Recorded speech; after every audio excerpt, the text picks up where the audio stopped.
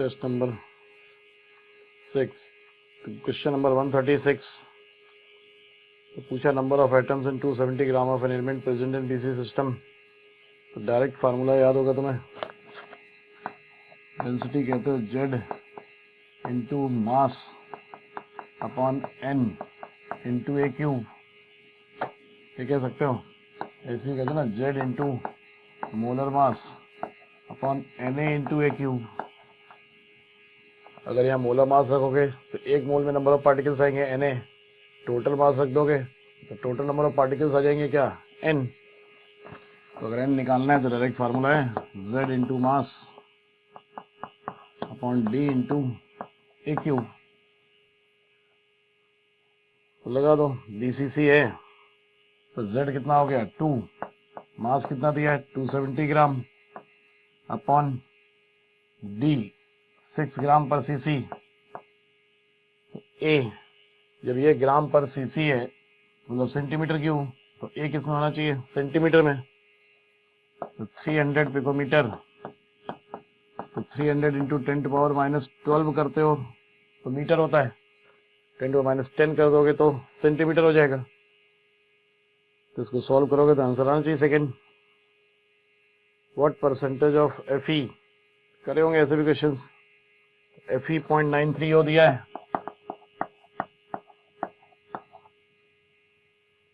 तो मान लो इसमें से एफई सी प्लस पूछा है ना हमसे, एक्स है, तो एफई 2 प्लस कितना होगा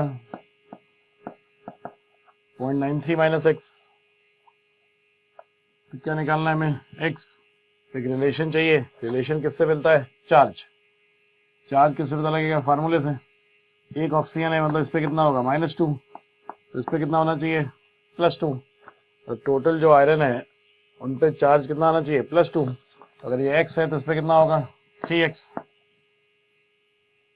एक पे 3 प्लस है तो x पे कितना होगा 3 प्लस, इसमें एक पे 2 प्लस है तो टोटल कितना होगा 2 into 0.93 minus x. Total charge कितना आना चाहिए +2। तो टोटल चार्ज +2 के इक्वल कर दो तो x की वैल्यू आ जाएगी। x यहाँ से सॉल्व करोगे तो I think it will come 0.14। तो परसेंटेज पूछिए 0.14 कितने में से आया 0.93 में से,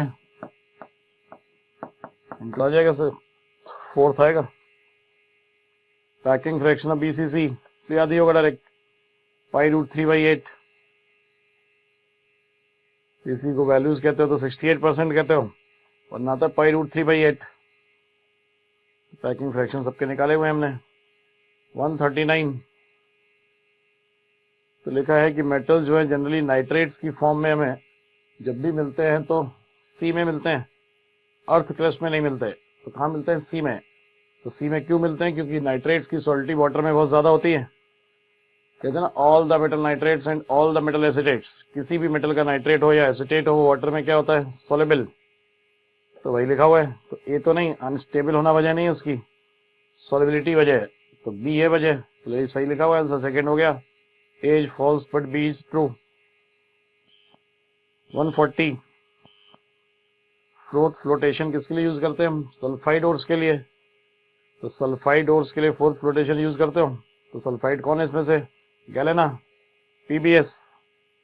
मैग्नेटाइट तो सल्फाइड नहीं ना, Fe3O4 है, Fe3O4। मैलेकाइट याद हो ना, CuCO3, COH2 मैलेकाइट। और कौन है, कैसेट्राइट। कैसेट्राइट क्या है, SnO2। तो इनमें से सल्फाइड तो केवल कौन है, पीबीएस, गैलेना। 141 ये दिए हुए कर्व, ये कैसे जा रहा है, एक ये है, एक ये वाला 1 कौन है, Fe से Fe2O3। ये 2 है तो ये किसका दिया हुआ है, CO से CO2। और ये किसके लिए, C से CO। तो क्या कहते हैं हम, नीचे वाला सब्सटेंस अपने से ऊपर वाले को क्या कर सकता है, रिड्यूस। तो नीचे वाला ऊपर वाले को कर सकता है। यहाँ पे जो टेम्परेचर है वो कितना है 850 डिग्री सेल्सियस, तो इस टेम्परेचर से नीचे देखोगे तो ये नीचे है और ये ऊपर है, तो Fe2O3 किससे रिड्यूस हो सकता है? इससे। इसमें मतलब कौन? CO। तो हम कह सकते हैं below 850 degree Celsius CO can reduce, लेकिन अगर टेम्परेचर इससे ऊपर कर दो तो ये कर्व नीचे हो जाएगा, मतलब carbon can reduce what? Fe2O3। तो लो टेम्परेचर पर CO बेटर रिड्यूसिंग एजेंट, वैसे भी तुम्हें याद था। तो उस बेस पर भी अगर ध्यान से देखते हैं तो लो टेम्परेचर पे कौन रिड्यूसिंग एजेंट का काम करना चाहिए? CO। हाई टेम्परेचर पे कौन करना चाहिए? C। तो बोथ आर करेक्ट हो गया।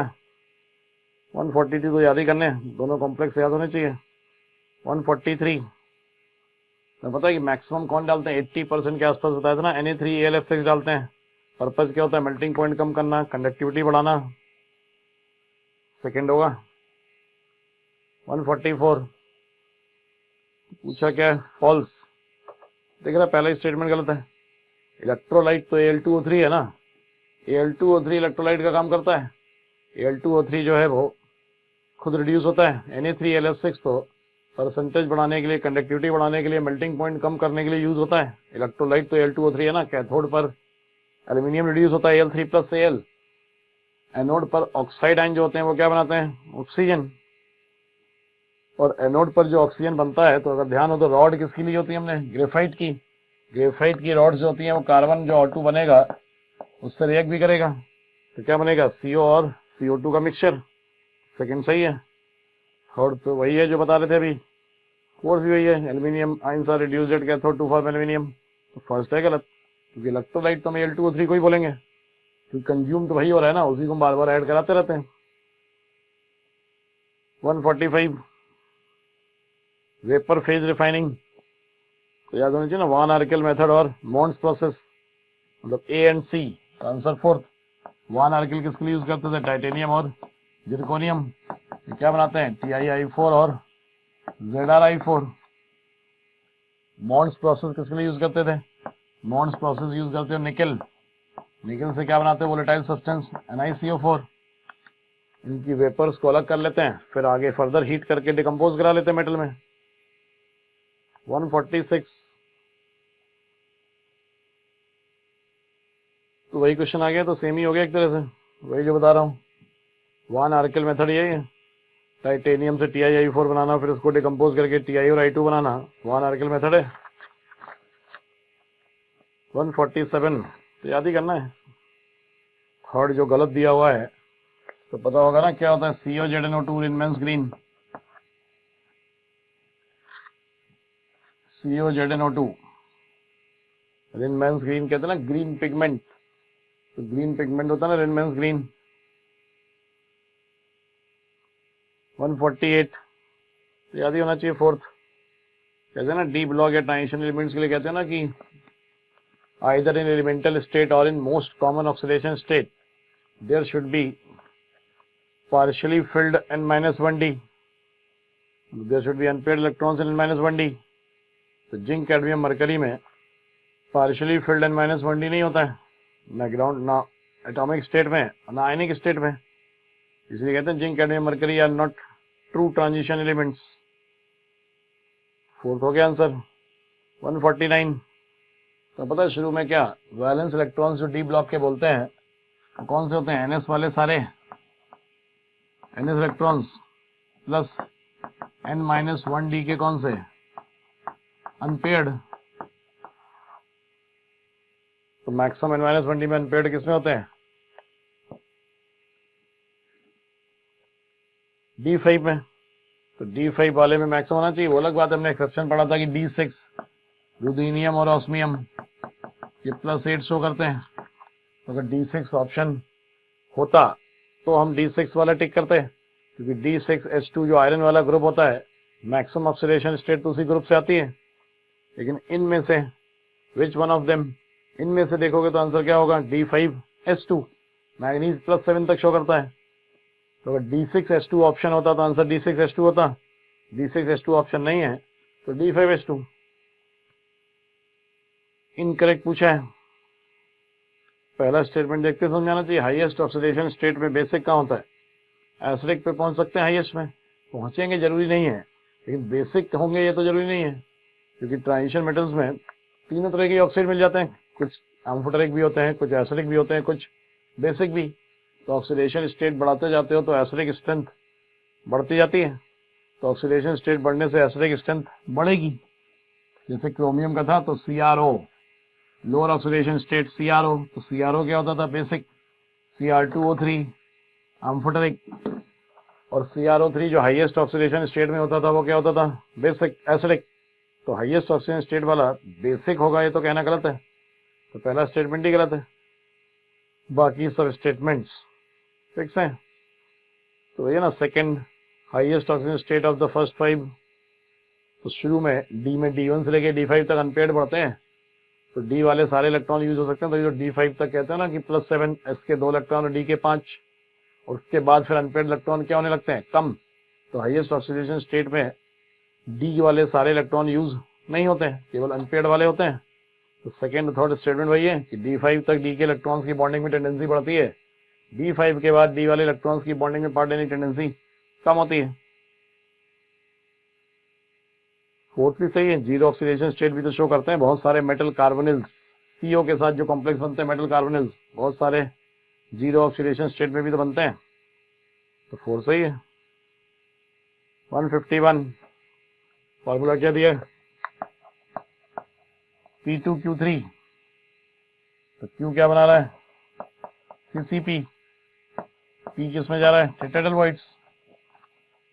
तरीका बताया था कि जो CCP बनाता है उसका नंबर देख लिया करो फार्मूले से, तो फार्मूले में Q कितना दिख रहा है, 3, Q3 है, इसका मतलब टेट्राडेल्वाइड कितनी मानोगे, 6, ऑक्टेडेल्वाइड कितनी मानोगे, 3। जितना CCP वाले का नंबर होता है उसकी डबल मानते हो टेट्राहेड्रल, उससे मानते हो ऑक्टाहेड्रल, तो 6 और 3 मानोगे, तो टेट्राडेल्वाइड्स कितनी मान रहे हो, 6, और टेट्राडेल्वाइड में जाने वाला कौन है, P कितने हैं, 2, वाइड कितनी है, 6, तो कितने परसेंट, 2/6 इंटू 100, तो 33.3%। समझ में आ रहा है। तो सीधा तरीका होता है कि CCP जितना फार्मूले से दिख रहा है उतनी मानो ऑक्टेडेल्वाइड और उसकी डबल मानो टेट्राडेल्वाइड्स, फिर जिस वाइड में जो जा रहा है उसका नंबर फार्मूले से देखते जाओ और उसकी परसेंटेज निकालते जाओ। 52 गैडोलिनियम, तो याद ही करोगे, कन्फर्मेशन याद ही होगा। 153 सीरियम, तो सीरियम याद है, ये F1 D1 होता है, सीरियम मतलब कितना होता है, 58, ज़ेनॉन 6s2 4f1 5d1। तो लैंथेनाइड्स में हमने कहा था कि +3 तो सबकी होती ही होती है, सारे लैंथेनाइड्स +3 शो भी करते हैं, और +3 मोर स्टेबल भी होती है for all lanthanides, for all lanthanides +3 more stable. तो उसमें तो कुछ सोचना ही नहीं है। +3 के अलावा मैंने कहा था कि कुछ +2 शो कर सकते हैं या कुछ +4, तो वो चेक करने का तरीका क्या था कि कन्फिगरेशन देख लो और इलेक्ट्रॉन्स देख लो, निकालने से स्टेबल कन्फिगरेशन कब आ रहा है। तो इसमें अगर चारों इलेक्ट्रॉन निकल जाएं तो चारों इलेक्ट्रॉन निकलने से नोबल गैस कन्फिगरेशन आ जाएगा, मतलब ये +3 के अलावा क्या शो कर सकता है, +4, लेकिन ज्यादा स्टेबल पक्का क्या बोली जाएगी, +3। 154 number of spheres in 1 unit cell of SCP, मतलब क्या, Z पूछा है तो SCP का Z याद होगा 6। कलर ऑफ KMnO4, ये भी सब पढ़े हो डायरेक्ट। KMnO4 का जो कलर होता है किसकी वजह से होता है, लिगेंड टू मेटल, सब लिगेंड टू मेटल ही पढ़े थे ना हमने। कौन कौन से पढ़े थे, MnO4 minus, Cr2O7 minus, CrO4 minus, Cu2O, इन सब में था ना ligand to metal charge transfer. इसके अलावा 2 और पढ़े थे, एक ब्राउन रिंग कॉम्प्लेक्स और एक सोडियम नाइट्रोप्रोसाइड। सोडियम नाइट्रोप्रोसाइड और ब्राउन रिंग कॉम्प्लेक्स, इसमें भी यही था। 156 डेफिनेशन ही है डायरेक्ट कि 1 कूलम इलेक्ट्रिसिटी से जितना मास डिपॉजिट होता है उसे क्या बोलते हो, इलेक्ट्रोकेमिकल इक्विवेलेंट, है ना, Faraday's first law, W = ZQ। तो Q अगर 1 तो W = Z, तो 1 कूलम इलेक्ट्रिसिटी से जो मास डिपॉजिट होगा उसे क्या बोलोगे, Z, electrochemical equivalent. 157 inert electrode है, इलेक्ट्रोड पे नजर रखा करो, प्लेटिनम इलेक्ट्रोड दिया है मतलब इनर्ट है। Product at cathode and anode are respectively, तो पता है Na2SO4 है, केटायन कौन है, Na+, तो हम कहते हैं क्या, Na+ तो एक्वा सॉल्यूशन में जाके डिपॉजिट नहीं होगा, तो वाटर क्या बना देगा कैथोड पर, H2। तो कौन कौन से क्या कहते हैं, कैसे याद किया हुआ हमने कि कॉपर, सिल्वर, गोल्ड, मरकरी, अगर इनका सॉल्ट है, कॉपर, सिल्वर, गोल्ड या मरकरी का सॉल्ट है, तो कैथोड में प्रोडक्ट क्या बनता है, मेटल। और अगर इसके अलावा किसी भी मेटल का सॉल्ट है तो कैथोड में प्रोडक्ट क्या बनता है, H2। ऐसे एनाइन में याद करते हैं हम, Cl माइनस, Br माइनस, आई माइनस है, क्लोराइड, ब्रोमाइड, आयोडाइड। तो एनोड में प्रोडक्ट क्या होता है, Cl2, Br2 या I2। उसके अलावा कोई एनाइन है तो प्रोडक्ट क्या होता है, O2। तो कैथोड पे H2 बनेगा और एनोड पर O2। बाकी जो टिपिकल केसेस अलग से लिखवाए गए हैं वो अलग से ध्यान रखोगे। 158 इक्विवेलेंट कंडक्टेंस का फार्मूला याद होगा, क्या होता है, K इंटू 1000 अपॉन नॉर्मेलिटी। ठीक है, तो C क्या दी हुई है, नॉर्मेलिटी, इक्विवेलेंट्स पर लीटर। तो C तो नॉर्मेलिटी हो गई। K क्या होता है, स्पेसिफिक कंडक्टेंस, दिया है specific resistance. K equal to क्या दिया है, 1/R, और N इक्वल टू क्या दिया हुआ है, C। नॉर्मेलिटी दी हुई है C ग्राम पर लीटर, C ग्राम इक्विवेलेंट्स पर लीटर। ग्राम इक्विवेलेंट बोलो, इक्विवेलेंट्स बोलो, एक ही बात होती है। तो C इक्विवेलेंट्स पर लीटर, K कितना दिया है, 1/R, तो रख दो K को 1/R, N को C, तो 1000/RC आ जाएगा थर्ड। 59 आसान है। NaCl टाइप स्ट्रक्चर कह लो या कह दो जहां भी ऑक्टाहेड्रल वॉइड्स ऑक्यूपाइड होती हैं।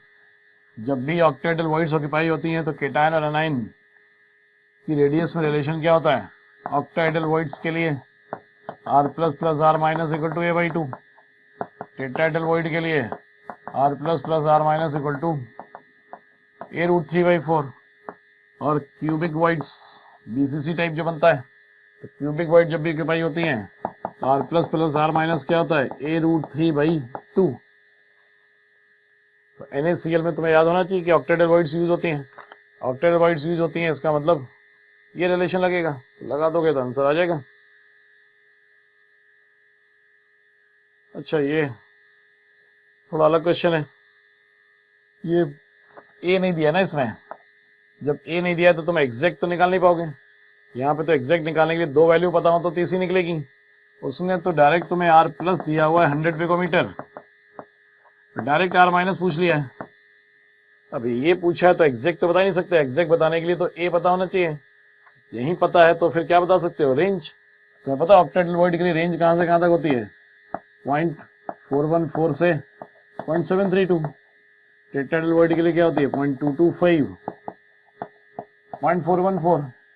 और क्यूबिक वॉइड के लिए क्या होती है, 0.73221।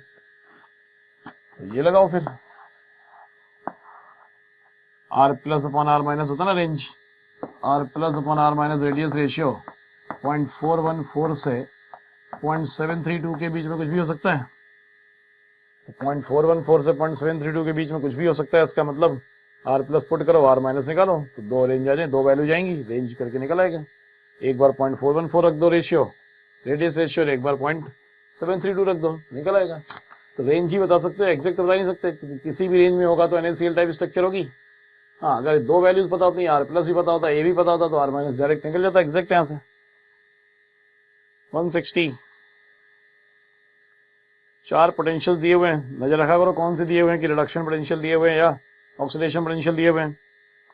तो चारों के चारों पोटेंशियल जो दिए हुए हैं वो कौन से हैं, रिडक्शन पोटेंशियल। तो पूछा which is strongest reducing agent best कौन, स्ट्रॉन्गेस्ट रिड्यूसिंग एजेंट कौन, जो खुद इजीली क्या हो, ऑक्सीडाइज। इजीली क्या होना चाहिए, ऑक्सीडाइज्ड। खुद ऑक्सीडाइज होगा तभी तो दूसरे को रिड्यूस करेगा। ऑक्सीडाइज होने की टेंडेंसी ज्यादा होना मतलब कौन सा पोटेंशियल ज्यादा होना, ऑक्सीडेशन पोटेंशियल। मतलब क्या, हाईएस्ट ऑक्सीडेशन पोटेंशियल।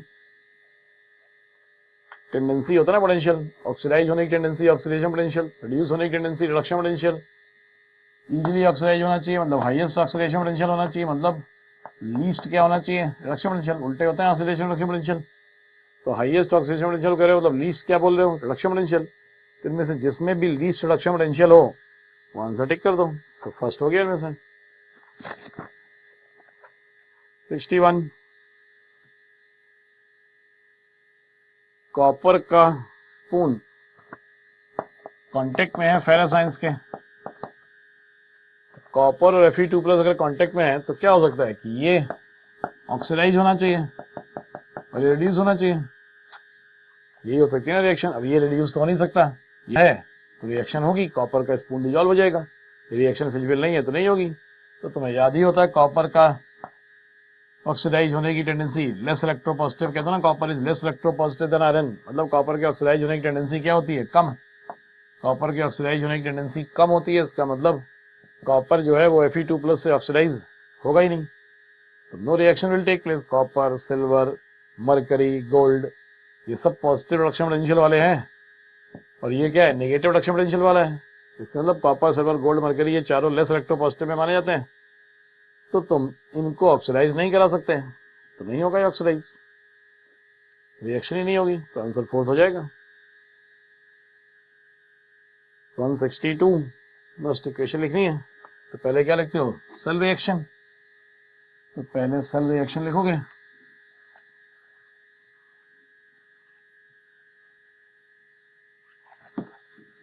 एनोड से क्या होगी? ऑक्सीडेशन। तो लेफ्ट साइड इज एनोड, ये होगी oxidation reaction. Right side is cathode. Cathode से कौन सी रिएक्शन लिखी जाती है हमेशा? रिडक्शन। तो कैथोड रिएक्शन क्या होगी? I2 + 2 electron gives 2I-। तो ये एनोड रिएक्शन हो गई ऑक्सीडेशन, ये कैथोड रिएक्शन हो गई रिडक्शन। अब इस चक्कर में मत रहना कि राइट साइड में I-I2 ऐसे लिखा हुआ है, तो इससे कंफ्यूज तो नहीं हो रहे हो कि Fe2+ I-I2, तो ये तो नहीं कहते I-I2 बन रहा है। सेल कभी भी ये नहीं दिखाता है कि कौन क्या बना रहा है, सेल सिर्फ ये बताता है कि कौन सी दो स्पेसीज रिएक्शन में इन्वॉल्व हो रही हैं। रिएक्शन रिप्रेजेंट नहीं करता है, रिएक्शन हमें खुद लिखनी होती है। तो ऐसा कुछ नहीं है कि अगर ऐसे दिखा रखा है तो Fe2+ ही बनेगा, या ऐसे दिखा रखा है तो इसका मतलब I-I2 बनेगा। सेल रिप्रेजेंटेशन में हम रिएक्शन नहीं दिखाते, हम स्पेसीज दिखाते हैं जिनके बीच में रिएक्शन होनी है। तो लेफ्ट साइड एनोड है, एनोड से हमेशा रिएक्शन क्या लिखी जाती है? ऑक्सीडेशन। तो तुम्हें खुद सोचना है कि ऑक्सीडेशन कौन सा बोलेंगे, Fe से Fe2+ बोलेंगे, Fe2+ से Fe बोलेंगे। तो ऑक्सीडेशन किधर से किधर हुआ? Fe से Fe2+। इधर क्या देखना होगा तुम्हें? रिडक्शन। तो I-I2 रिडक्शन तो नहीं होता है, रिडक्शन होता है I2 से I-। तो राइट साइड में रिएक्शन I2 से I- लिखोगे। तो ये तो रिप्रेजेंटेशन का रूल है ना कि आयंस जो होते हैं वो हमेशा कहाँ रिप्रेजेंट किए जाते हैं? टुवर्ड्स द सेंटर, मतलब सॉल्ट ब्रिज। सॉल्ट ब्रिज के दोनों तरफ हमेशा क्या देखने चाहिए? आयंस। तो आयनिक स्पेसीज यहाँ रिप्रेजेंट की जाती हैं। तो ये तो सेल रिप्रेजेंटेशन का रूल है।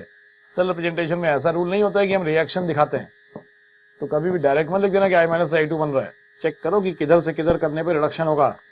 लेफ्ट साइड को देख के ऑक्सीडेशन रिएक्शन लिखो हमेशा, राइट साइड को देख के हमेशा क्या लिखो? Reduction reaction. अब लिख लो। तो नेट रिएक्शन है, इलेक्ट्रॉन कैंसिल हो गए, Fe + I2 2I-।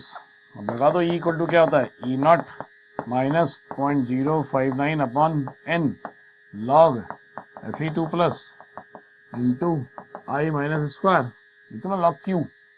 Q मतलब products upon reactants with the powers = stoichiometric coefficient. I2 क्या दे रखा है? सॉलिड। Fe भी क्या है? सॉलिड। जो सॉलिड दे रखे हैं वो तो रिएक्शन में नहीं लेते हो ना Q में, सॉलिड वाले छोड़ दोगे। तो आंसर क्या होगा? सेकंड।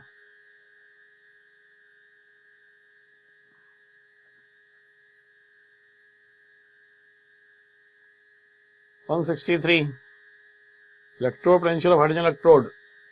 अगर हाइड्रोजन गैस का प्रेशर 1 बार हो तो हम कहते हैं electrode potential of E reduction of hydrogen electrode का डायरेक्ट फार्मूला होता है ना -0.059 इंटू pH। ऑक्सीडेशन पोटेंशियल कहना है तो +0.059 इंटू pH, लेकिन इसमें कंडीशन होती है pH2 = 1 बार।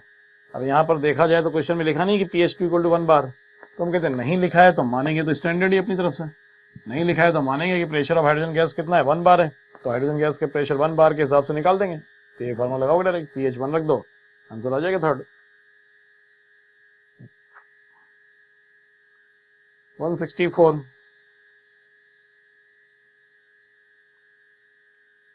डायल्यूशन करा रहा है 10 टाइम्स, तो याद है क्या relation direct, E2 minus E1 क्या होता है 0.059 upon n log Q1 by Q2। ये याद रखो ना, direct delta E change in EMF निकालने का तरीका है। चेंज इन ईएमएफ को चाहे इलेक्ट्रोपोटेंशियल को चेंज का डायरेक्ट फॉर्म तो delta E 0.059 upon n log Q1 by Q2। अब Q1 Q2 लिखना है तो रिएक्शन तो लिखोगे ही पहले, तो Q1 Q2 लिखने के लिए पहले हमेशा क्या लिखो, रिएक्शन। अब रिएक्शन कौन सी, इलेक्ट्रोड पोटेंशियल कह रहा है ना, रिएक्शन पे हमेशा नजर रखो वरना आंसर उल्टे हो जाएंगे। इलेक्ट्रोड पोटेंशियल मतलब कौन सा पोटेंशियल सोचोगे, रिडक्शन पोटेंशियल, मतलब रिएक्शन कौन सी लिखनी है तुम्हें, रिडक्शन। कॉपर इलेक्ट्रोड की रिडक्शन रिएक्शन लिखना आती है कि कॉपर आयन से क्या बनना है, कॉपर, तो Cu2 प्लस बनाएगा Cu, लिखो ना रिडक्शन रिएक्शन। अब इसके लिए Q1 और Q2 लिख लो, Q1 तो 1 ही बोलोगे सीधे, इनिशियल हम 1 मान लेते हैं कंसंट्रेशन, Q1 1 हो गया, Q2 ये तो सॉलिड ही है, इसको तो लिखना ही नहीं है, अपॉन डाइल्यूशन कितने टाइम्स कराया, 10 टाइम्स, और कॉपर आयन कंसंट्रेशन पहले 1 मानी है तो अब कितनी ले लोगे, 1/10। तो पहले केस में 1 मोलर थी, अब कितनी हो गई 1/10, नीचे आएगा ना प्रोडक्ट अपॉन रिएक्टेंट, तो कितना आ गया Q2 10, लगा दो 0.059, n कितना है 2 log 1/10, माइनस में आएगा, इसको 0.06 माना है शायद ऑप्शन के हिसाब से, 0.06 मान लोगे तो 0.03 log 1/10 कितना -1, तो माइनस 0.03, माइनस मतलब डिक्रीज हो रहा है पोटेंशियल, डिक्रीज हो रहा है, और कितना डिक्रीज हो रहा है 0.03 वोल्ट, तो सेकंड हो जाएगा आंसर। चेंज इन पोटेंशियल या चेंज इन ईएमएफ के लिए फार्मूला याद कर सकते हो, रिएक्शन से इनिशियल और फाइनल क्यू निकाल लिया करो, रख दिया करो वैल्यूज, रख लोगे 165।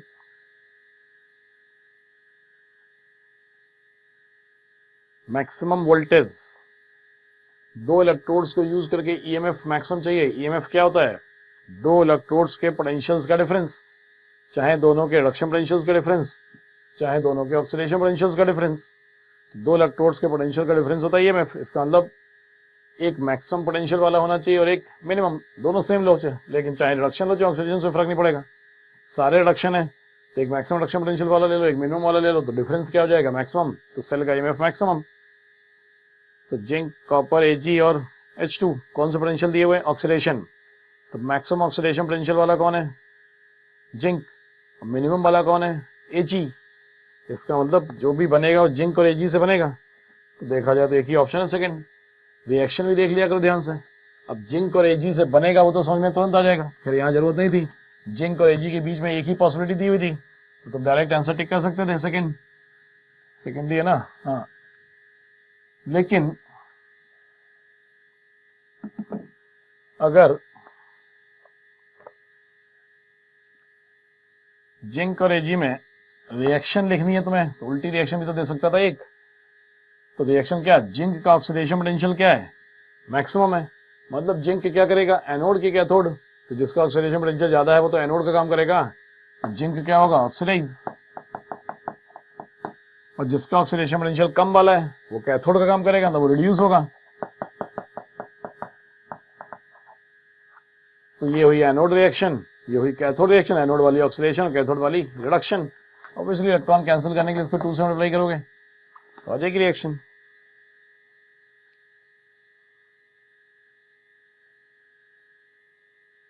सिंपल क्वेश्चन है तो 166, डायरेक्ट नेक्स्ट इक्वेशन का फार्मूला सिंपल सा, E not minus 0.059 upon n log Q, reaction दिखी रही है, Cl2 plus 2Br minus 2Cl minus plus Br2, ये है Cl2 और Br2 दोनों का प्रेशर तो 1 है, तो लेने का कोई फायदा नहीं है, और ये दोनों भी तो बराबर है, दोनों के कोएफिशिएंट भी बराबर है, तो सिंपल है, तो 0 हो जाएगा 059, n की वैल्यू दिख रही है ना 2, 0 से -1 चेंज है, 2 क्लोरीन के लिए कितने 2 का, Q में ऊपर क्या रखोगे Cl माइनस का स्क्वायर, मतलब 0.01 का स्क्वायर, नीचे भी 0.01 का स्क्वायर, तो कैंसिल हो गया, log 1 0 हो गया, तो सीधे इक्वल टू E नॉट हो गया, तो आसान क्वेश्चन है। दोनों के कोएफिशिएंट भी सेम है, दोनों की कंसंट्रेशन सेम है, तो डिनोमिनेटर न्यूमरेटर कैंसिल हो गया। तो सिंपल क्वेश्चन है नेक्स्ट क्वेश्चन पे 167।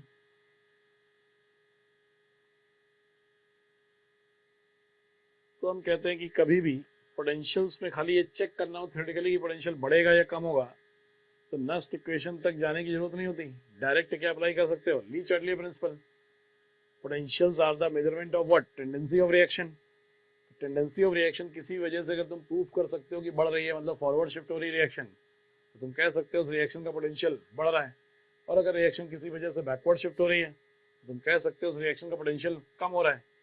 तो इस क्वेश्चन में डायरेक्ट ली चार्टली से आंसर किया जा सकता है, increasing the concentration of Fe2+। Fe2+ कहाँ पर है, प्रोडक्ट में। Fe2+ की कंसंट्रेशन बढ़ाओगे तो रिएक्शन किधर शिफ्ट होगी, बैकवर्ड। बैकवर्ड शिफ्ट हो रही है मतलब समझ लो पोटेंशियल कम हो रहा है। तो सीधे डायरेक्ट आंसर थर्ड है, decreases the cell EMF। 168 simple है। डेल्टा Z0 क्या होता है, minus N F E0। E0 की वैल्यू पॉजिटिव है, तो ऑब्वियसली डेल्टा Z0 क्या आएगा, नेगेटिव होगा। Delta Z0 minus 2.3 RT log K होता है, ये नेगेटिव है, इसका मतलब ये पॉजिटिव है, माइनस है ना यहाँ। तो डेल्टा Z0 नेगेटिव है मतलब log K पॉजिटिव है, log K पॉजिटिव है मतलब K की वैल्यू 1 से बड़ी। फर्स्ट हो गया आंसर, याद आ रहा है। log की वैल्यू पॉजिटिव होने का मतलब क्या, 1 से बड़ी वैल्यू का log निकालते हो तो पॉजिटिव आता है, 1 से छोटी वैल्यू का log नेगेटिव आता है। 169 ये भी डायरेक्ट नेक्स्ट इक्वेशन में क्वेश्चन है।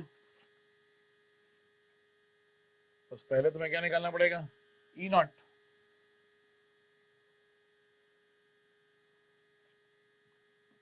रिएक्शन लिखोगे, लेफ्ट साइड से ऑक्सीडेशन, राइट साइड से रिडक्शन,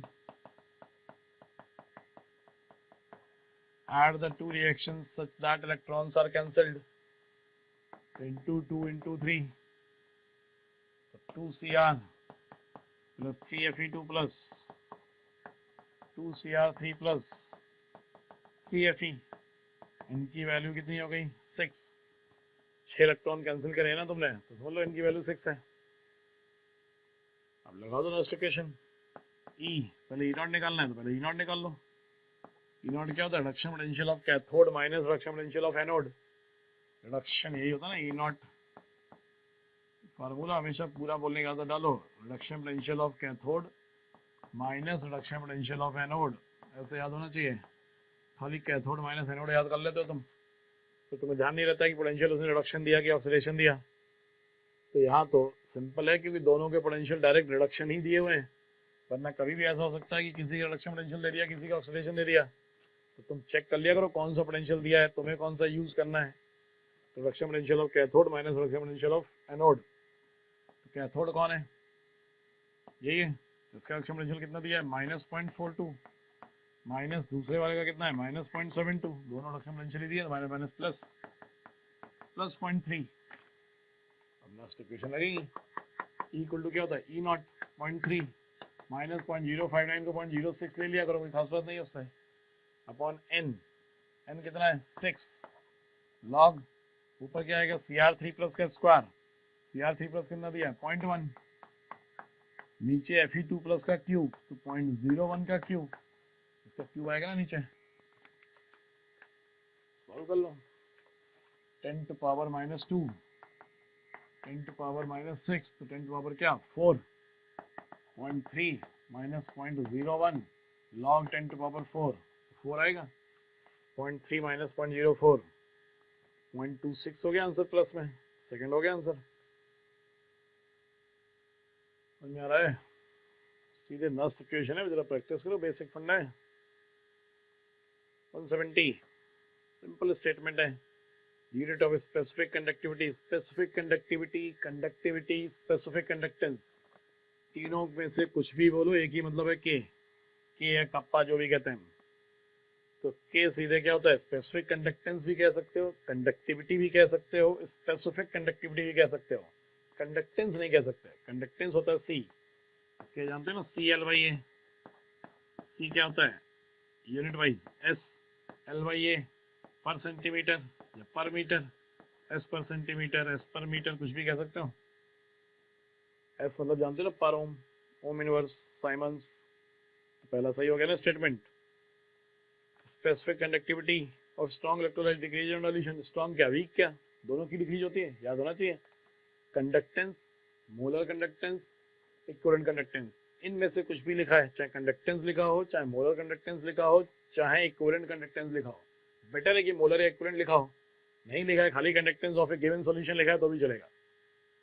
तो कंडक्टेंस, मोलर कंडक्टेंस या इक्विवेलेंट कंडक्टेंस, डाइल्यूशन बढ़ाओगे तो क्या होंगी, बढ़ेंगी। डाइल्यूशन बढ़ाओगे तो conductance, molar conductance, equivalent conductance क्या होंगी, बढ़ेंगी। लेकिन स्पेसिफिक कंडक्टेंस हमेशा डाइल्यूशन से क्या होगी, कम, चाहे स्ट्रॉन्ग इलेक्ट्रोलाइट हो चाहे वीक हो।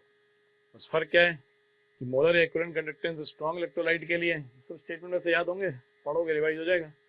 मोलर या इक्विवेलेंट कंडक्टेंस स्ट्रॉन्ग इलेक्ट्रोलाइट के लिए कहते हो तो स्लोली बढ़ता है, क्योंकि केवल मूवमेंट की वजह से बढ़ता है, नंबर ऑफ आयंस उतने ही रहते हैं। वीक इलेक्ट्रोलाइट के लिए रैपिडली बढ़ता है, क्योंकि उसमें डाइल्यूशन से नंबर ऑफ आयंस बढ़ जाते हैं। तो बी भी सही था। अब बी सही है तो ऑब्वियसली सी गलत है, क्योंकि स्ट्रॉन्ग हो या वीक दोनों की डाइल्यूशन से स्पेसिफिक कंडक्टेंस कमी होती है। तो बी सही है, सी गलत है। Unit of electrochemical equivalent is gram per coulomb. Electrochemical equivalent, ध्यान से पढ़ो कि इलेक्ट्रोकेमिकल इक्विवेलेंट को इक्विवेलेंट कंडक्टेंस सोच लो, क्योंकि ऑप्शन ऊपर से इक्विवेलेंट कंडक्टेंस में चले आ रहे हैं। इलेक्ट्रोकेमिकल इक्विवेलेंट मतलब ये जेड, जेड की यूनिट क्या है, डब्ल्यू बाई क्यू है ना, ग्राम पर कूलम, दिख रही है आराम से। तो ए भी सही है, बी भी सही है और डी भी सही है, तो थर्ड हो गया आंसर 71। तो जैसे आयरन की कोटिंग, आयरन के ऊपर कोटिंग जिंक की कराते हो, तो क्योंकि जिंक क्या है, मो इलेक्ट्रोपॉजिटिव करके उस पर कोटिंग कराते हो, तो ऐसे ही आयरन पाइप के ऊपर किसकी कोटिंग करा सकते हो, मैग्नीशियम। तो सेम कहानी बोली जा सकती है, most similar to that provided. कहते हो ना, मो इलेक्ट्रोपॉजिटिव की कोटिंग करके प्रोटेक्शन दिया जाता है ना आयरन को। तो मैग्नीशियम बाहर से कनेक्ट करोगे तो कहते हो ना, मैग्नीशियम, जब तक मैग्नीशियम कनेक्टेड आयरन से, पढ़े थे ना रस्टिंग के प्रिवेंशन में, इसको कहते हैं ना सैक्रिफिशियल प्रोटेक्शन। मैग्नीशियम बार को कनेक्ट कर दो आयरन से, जब तक आयरन से मैग्नीशियम बार कनेक्टेड है तब तक मैग्नीशियम ऑक्सीडाइज होता रहेगा, आयरन पर रस्टिंग नहीं होगी। तो फर्स्ट होगा आंसर। कहने को नीचे वाले जो ऑप्शन है वो भी प्रोटेक्शन है, मतलब प्रिवेंशन ऑफ रस्टिंग है, लेकिन वो कहते हैं similar, resulting chemical protection is most similar to that provided when. तो सिमिलर मतलब जहां पर खुद जो है मोर इलेक्ट्रोपॉजिटिव मेटल का क्या कनेक्शन हो आयरन के साथ, जिससे कि वो खुद क्या होता रहे, ऑक्सीडाइज। तो वही बात है, जिंक की कोटिंग करा के हम कहते हैं कि जिंक जब तक कांटेक्ट में आयरन के तब तक जिंक ऑक्सीडाइज होगा, ऐसे ही जब तक मैग्नीशियम आयरन के कांटेक्ट में है तब तक कौन ऑक्सीडाइज होगा, मैग्नीशियम। तो सिमिलर बोलोगे तो फर्स्ट है, वैसे खाली अगर प्रिवेंशन ऑफ रस्टिंग पूछा जाता तो तीनों सही है। 172 सिंपल क्वेश्चन है, रिडक्शन पोटेंशियल दिए दोनों, किसका रिडक्शन पोटेंशियल ज्यादा है, एजी प्लस का। इसका मतलब है कि एजी प्लस टू एजी किसकी तरह बिहेव करेगा, कैथोड, और कॉपर आयन से कॉपर किसकी तरह बिहेव करेगा, एनोड। जिसका रिडक्शन पोटेंशियल ज्यादा है वो कैथोड, जिसका रिडक्शन पोटेंशियल कम है वो एनोड। और इसके अलावा और क्या है, ई नॉट निकालना है, reduction potential of cathode minus reduction potential of anode, ये लिखा हुआ अभी भी। कैथोड कौन कह रहे हो, एजी प्लस कितना हो गया 0.8 माइनस 0.34, 0.8 माइनस 0.34 हो गया ना, कैथोड माइनस एनोड, थर्ड हो गया आंसर सही। 73 तो पता ही है, आइसोट्रोपिक होते हैं ना अमॉर्फस, एनाइसो तो नहीं होते हैं, बाकी सब सही है स्टेटमेंट। 174 ए एटम्स कह रहे हैं कॉर्नर्स, कॉर्नर्स का कंट्रीब्यूशन कितना कहते हो, 8 इंटू 1/8 मतलब 1। बी कह रहा है फेस सेंटर्स, कितने फेसेस, 6 इंटू हाफ, तो 6 फेस होते हैं ना, हर फेस का कंट्रीब्यूशन निकालना था ना ऐसे क्वेश्चन में। 8 corner contribution 8 into 1/8 1, 6 face centre contribution 6 into half 3, तो फार्मूला क्या हो गया, ए बी 3। 175 एज लेंथ दिया है, रेडियस पूछिए, तो रेडियस और एज लेंथ बीसीसी का रिलेशन याद होगा, आर इक्वल टू क्या होता है, a√3/4,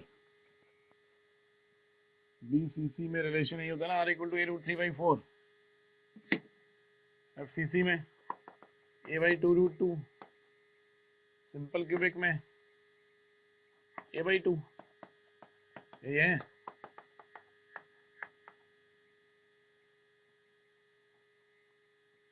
वैल्यू पुट करो, आंसर आ जाएगा third. 176 anti fluoride structure. Direct सोचने का तरीका क्या होता है, A2B है एंटी फ्लोराइड, और AB2 क्या होता है, फ्लोराइड, CF2Na2O। तो सीधा है, जो डबल वाला होता है वो किस में जाता है, इन दोनों में, टेट्राएल्डिहाइड। यहाँ पर ये टेट्राएल्डिहाइड में जाएंगे, ये टेट्राएल्डिहाइड में। ऐसे याद रखा करो कि कंफ्यूजन ही नहीं होगा। A2B और AB2 यही है तुम्हारे कोर्स में। तो अगर इनमें से जो डबल वाला है तो टेट्राएल्डिहाइड होती है ना डबल, इन दोनों में 100% टेट्राएल्डिहाइड ऑक्यूपाई होती है। तो रटने के तरीके हैं ये, जो डबल वाला है टेट्राएल्डिहाइड में होगा, मतलब यहाँ केटाइन टेट्राएल्डिहाइड में होगा तो एनाइन क्या बनाएगा, लैटिस, CCP। ऐसे यहाँ पर केटाइन कौन बनाएगा, लैटिस, एनाइन किस में जाएगा, टेट्राएल्डिहाइड में। तो देख लो ऑप्शन फर्स्ट हो जाएगा, ये बनाएगा CCP और केटाइन किस में जाएगा, 100% टेट्राएल्डिहाइड में।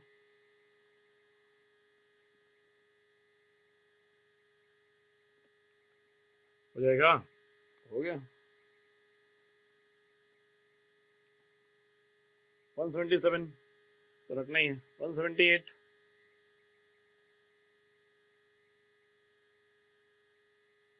addition of group 13 elements to intrinsic semiconductors results in, तो ग्रुप 13 एलिमेंट ऐड कराओगे तो ग्रुप 13 एलिमेंट क्या करता है, ग्रुप 13 डालो या ग्रुप 15, दोनों में से कोई भी डालो, दोनों में से कुछ भी डालने से कंडक्टिविटी बढ़ती है ना।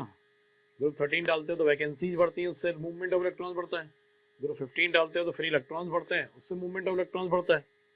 तो मतलब एनर्जी गैप उसी कहते हैं ना, वैलेंस बैंड और कंडक्शन बैंड में एनर्जी गैप का क्या हो जाना, कम। वैलेंस बैंड जानते हो ना किसको कहते हैं, कि मेटल में जो आउटर मोस्ट शेल हो, जो आउटर मोस्ट वाला सब शेल हो, या सोडियम है, सोडियम में कन्फिग्रेशन बनाते हो तो क्या कहते हो, लास्ट में क्या आता है, 3s1, मतलब जो 3s है that is the valence band. तो आउटर मोस्ट जो फील्ड बैंड होता है वो क्या होता है, वैलेंस बैंड। तो फील्ड सब शेल बोलना है तुम्हें सीधे, तो 3s आउटर मोस्ट है तो वो क्या हो गया, वैलेंस, और उससे नेक्स्ट वाले को हमेशा क्या बोलते हो, कंडक्शन। बस ये कभी जरूरत पड़े तो बोल सकते हो कि हाईएस्ट ऑक्यूपाइड जो होता है वो क्या होता है, वैलेंस बैंड, और लोएस्ट अनऑक्यूपाइड, सबसे नीचे वाला जो अनऑक्यूपाइड है, 3s का नेक्स्ट कौन हुआ, 3p। तो सोडियम के लिए 3s क्या हुआ, वैलेंस बैंड, 3p क्या हुआ, कंडक्शन बैंड। तो हाईएस्ट ऑक्यूपाइड जो बैंड बनता है, ऑर्बिटल्स का कॉम्बिनेशन होते हैं बैंड, तो हाईएस्ट ऑक्यूपाइड जो कॉम्बिनेशन बनता है ऑर्बिटल्स का उसे क्या बोलते हो, वैलेंस बैंड, और उससे नेक्स्ट वाला क्या बोलते हो, कंडक्शन बैंड। तो वैलेंस बैंड और कंडक्शन बैंड इस तरह से बोले गए। तो वैलेंस बैंड और कंडक्शन बैंड, ये वैलेंस बैंड है, ये कंडक्शन बैंड है, तो ये ऑक्यूपाइड वाला है और ये खाली वाला है। तो इसका टॉप और इसका बॉटम, इनके बीच का जो गैप होता है उसे क्या कहते हैं, एनर्जी गैप। इलेक्ट्रॉन्स को ट्रांसफर होना ना यहाँ से यहाँ कंडक्शन के लिए, तो जितना ज्यादा ये गैप होगा कंडक्शन की टेंडेंसी उतनी ही कम होगी। तो इसीलिए हम कहते हैं कि जो कंडक्टर्स होते हैं उसमें एनर्जी गैप बहुत कम होता है, ऑलमोस्ट जीरो। सेमी कंडक्टर में थोड़ा ज्यादा, इंसुलेटर में बहुत ज्यादा। तो अगर कंडक्टेंस बढ़ रही है मतलब इन दोनों के बीच का गैप कम हो रहा है। तो तुम्हें इस लॉजिक में बस आंसर देना था कि ग्रुप 13 एलिमेंट्स अगर हम डालेंगे सेमी कंडक्टर्स में तो क्या होगा, गैप जो होगा, एनर्जी गैप कम होगा, मतलब कंडक्टेंस बढ़ेगी। तो फर्स्ट आंसर हो गया। 179 पढ़ोगे डायरेक्ट, एक यूनिट सेल कितनी यूनिट सेल में शेयर होती है, जितने उसके फेस हो, सीधा फंडा है। एक यूनिट सेल में जितने फेस होंगे, एक यूनिट सेल की चारों तरफ कितनी यूनिट सेल हो सकती है, हर फेस से कांटेक्ट में होगी ना दूसरी यूनिट सेल। तो एक यूनिट सेल में जितने फेस होते हैं उसके कांटेक्ट में उतनी ही यूनिट सेल हो सकती है, मतलब उतनी यूनिट सेल में शेयर्ड है। तो 1 unit cell is shared in how much unit cells, number of faces. सब में 6 फेस होते हैं, कहोगे हेक्सागोनल छोड़ के, हेक्सागोनल में होता है ना 8 फेस। तो हेक्सागोनल अगर कहोगे तो 8 यूनिट सेल में शेयर्ड होती है, बाकी जितने भी पढ़ते हैं ना 7 पढ़ते हैं ना यूनिट सेल शेप्स सिस्टम्स, उनमें से जो है हेक्सागोनल वाली जो होती है वो 8 में कॉमन होगी, बाकी क्यूबिक टेट्रागोनल कोई भी पूछ लो सब किसमें कॉमन होंगी, 6 में। 180 फ्लोराइड स्ट्रक्चर, तो फ्लोराइड स्ट्रक्चर कौन सी, ये Ab2। तो टेट्राहेड्रल वॉइड जो भी बनाता है उसकी कोऑर्डिनेशन कितनी होती है, 4। टेट्राहेड्रल वॉइड में जो भी जाएगा पार्टिकल उसकी 4 फिक्स होती है ना। तो अगर तुमने ये सोच लिया कि इसमें एनाइन टेट्राहेड्रल वॉइड में जा रहा है मतलब एनाइन की कितनी होगी, 4। तो ऑब्वियसली केटाइन की कितनी होगी 8, डबल तो होगी ना। रेशियो याद है कि कोऑर्डिनेशन नंबर का रेशियो इनके रेशियो का इनवर्स होता है, पढ़ोगे। अगर ax by है तो coordination number of a coordination number of b y upon x। तो अगर एक की कोऑर्डिनेशन पता है तो दूसरे की कोऑर्डिनेशन नंबर डायरेक्ट निकाल सकते हो फार्मूले से। एक की कैसे पता लग जाती है, वॉइड से। जो वॉइड में जा रहा है उसकी फिक्स होती है ना। टेट्राहेड्रल वॉइड वाले की कितनी होती है हमेशा 4, ऑक्टेन वॉइड वाले की 6, क्यूबिक वॉइड वाले की 8। तो टेट्राहेड्रल वॉइड में कौन जा रहा है, बी, तो बी की 4 हो गई, बी की 4 है। और ये फार्मूला लगा दोगे तो वैसे ही दिख रहा है, उल्टा है ना, तो डबल हो जाएगी ए की 8, डन।